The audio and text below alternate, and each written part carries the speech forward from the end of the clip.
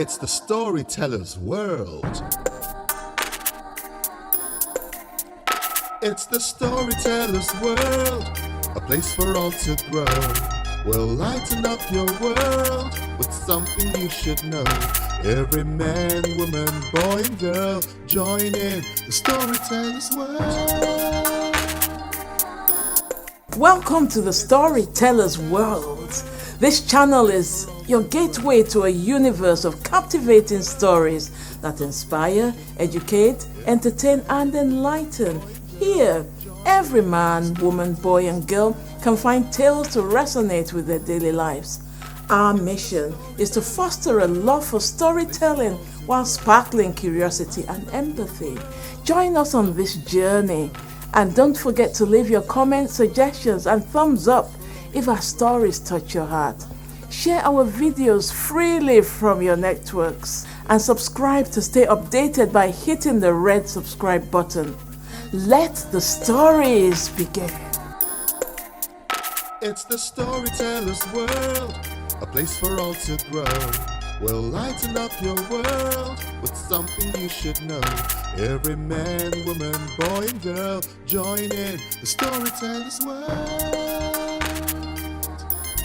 The storyteller's world. This episode on the Storyteller's World. The storyteller's world. The big guys.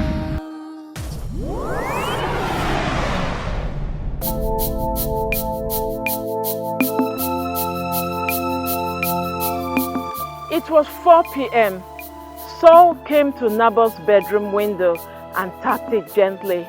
Naboth was just finishing up his school homework. Are you ready to meet the big guys? Yes, I am, but my dad is taking me for music practice in half an hour. Maybe tomorrow? Saul said he would find an excuse for him, but the next day was his last chance. Why must you listen to everything an old man is telling you? You are 14 years old like me, not a 7-year-old, Saul muttered as he left. Ariola, the mother of Jesse, who was Naboth's neighbor, shouted to her son, "Jesse! Jesse!" Her son came running to her. "The groundnut is ready. God will prosper your way and you will sell quickly. We can use part of the money to pay your remaining school fees. Don't be too long outside." Jesse loved school so much and he hated it when he was driven home because his parents couldn't pay his school fees.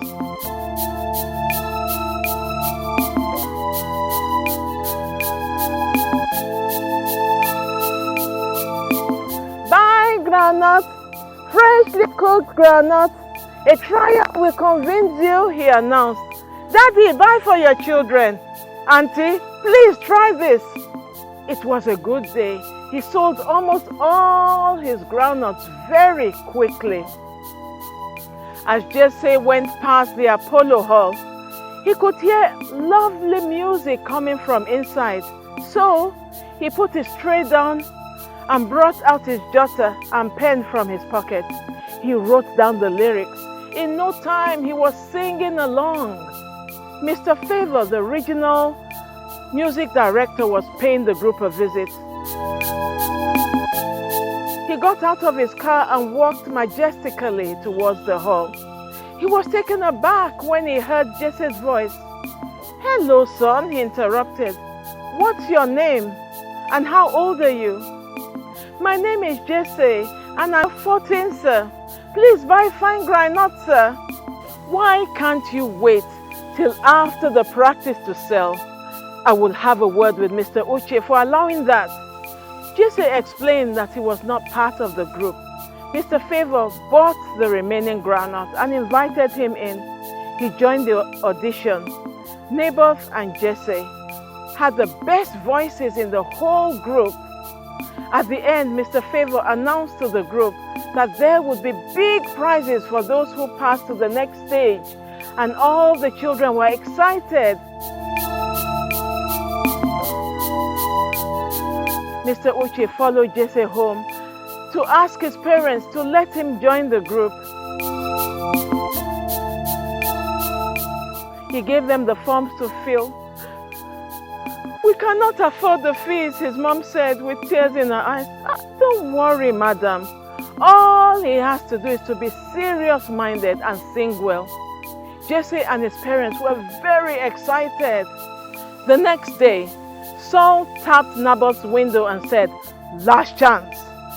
The meeting was in an uncompleted building. Naboth looked worried as he looked around. He was brought back to reality when a voice bellowed from behind him, "I am Barry G." Barry G had a long cigar in his hand and blew smoke from his mouth with ease. He had a big voice, but he looked like a 13-year-old, or at most 14. He smoked as if he was given cigar instead of breast milk as a baby. Next came a guy in sunshades. "I am Terror G." He had a wine bottle in one hand and a wad of money in the other. "This is what big guys do," he said as he catwalked with his chest out. Naboth was wondering how they could sneak out of home and find time to meet. They didn't even seem to be in a hurry. His own friend and classmate emerged from another room with 3 gold wristwatches on the same wrist. "You know that my name is Saul, but at the big guys they call me Smart G."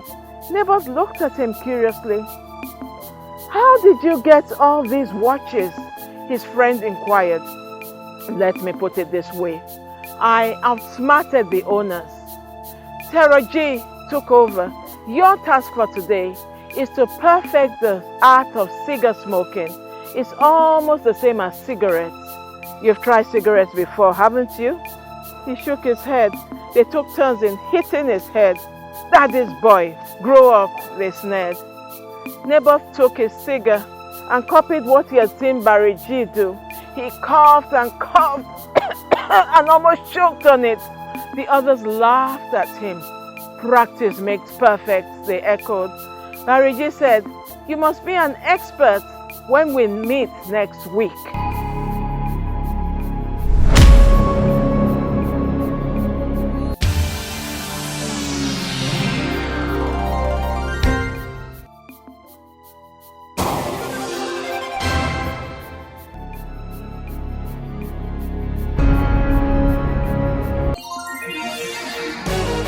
Mr. Uche was shocked to see Naboth one evening with a cigar in his hand, but pretended not to notice.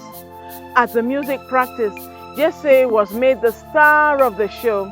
He was such a natural singer and actor.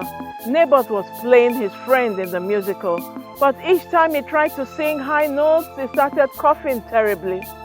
His role was given to another person temporarily. After the practice, Mr. Uche said he should wait behind. "Naboth, I will say only a few words to you. You have the right to take it or leave it. Cigar is a long stick, but it's only this long." He demonstrated the length with his fingers. "It is a stick that is capable of cutting short your bright future. Are you going to allow cigar ruin your destiny? The ball is in your court. It is entirely up to you." All night, Naboth lay awake thinking about Mr. Uche's words. The next day, he was back with the big guys. Naboth was happy that they did not mention the cigar. Terror G asked, "How many brothers or sisters have you got?" "I have only got a sister," he said. "How old is she?" "Mercy turned 8 last week." "Perfect! Your next task is to rape your sister." "What? She's only 8. I said, Saul will come to your window and make sure you carry this out." "But why?" he questioned. "You will become powerful and have the ability to get whatever you want. We all did it, so there is nothing new under the sun. All you need to do is to make it quick." The perfect opportunity came. Mercy strolled into her brother's room as usual to get help with her homework. Naboth grabbed her and pulled down her underwear. Mercy had never seen her brother acting so strange, so she was scared and she screamed when he unzipped his own trousers. Luckily, her dad had just come in. He ran to the rescue. When Saul, who was watching from the window outside, caught a glimpse of Naboth's dad, he escaped unnoticed. His dad took in the scene before him and was deeply horrified. He beat Naboth until he had no more energy to lift his hand. Later that night, he sat with his son and asked him questions.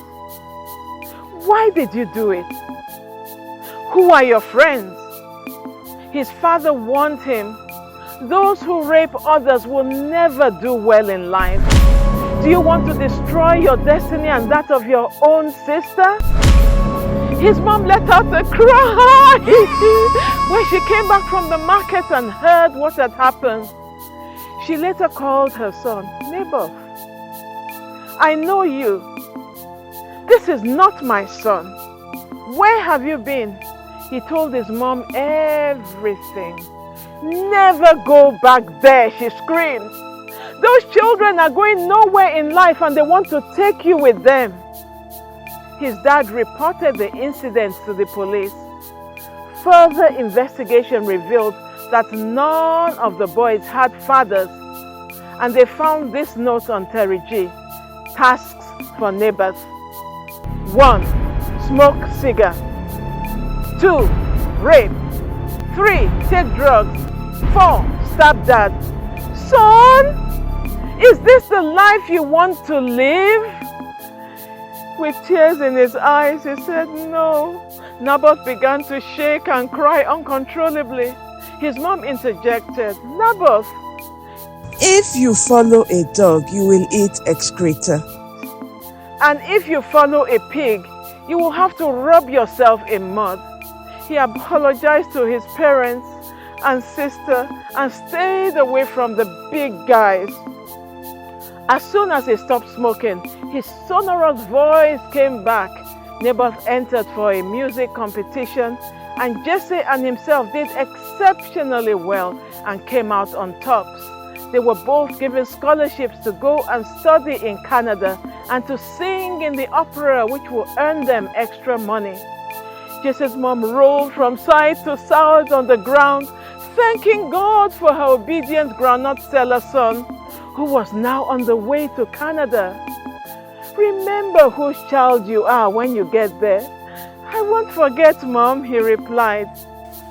Naboth's father asked his son about the lessons that he had learned so far, and he said, I have learned that I have nothing to prove to anyone. I don't need to be a big guy to succeed in life. His father nodded in agreement and said, with my age and experience, I know that you reap what you sow. Bad seeds bring a harvest of corruption, which leads to destruction. But good seeds attract blessings. Also, I may not be rich, but you cannot buy wisdom that comes with gray hair from any shop. Even as you go to Canada, don't be too modern or sophisticated to listen to good advice. Naboth hugged his parents and little sister and waved again just before he went through customs with Jesse to board his plane.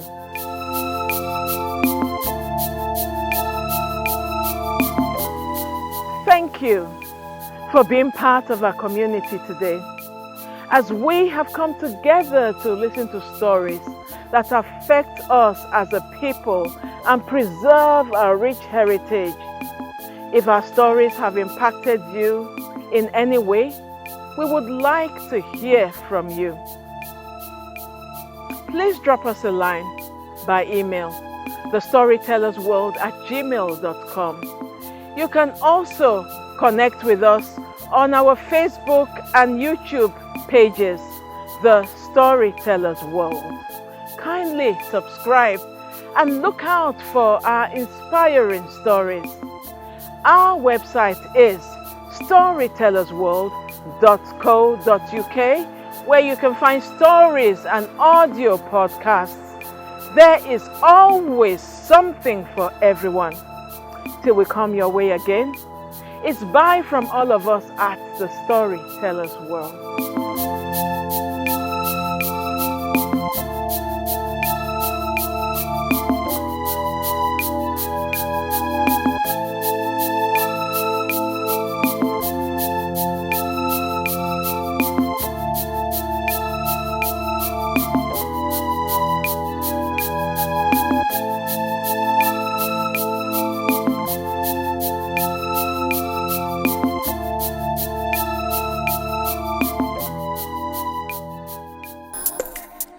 It's the storyteller's world, a place for all to grow. We'll lighten up your world with something you should know. Every man, woman, boy and girl, join in the storyteller's world. The storyteller's world. The storyteller's world.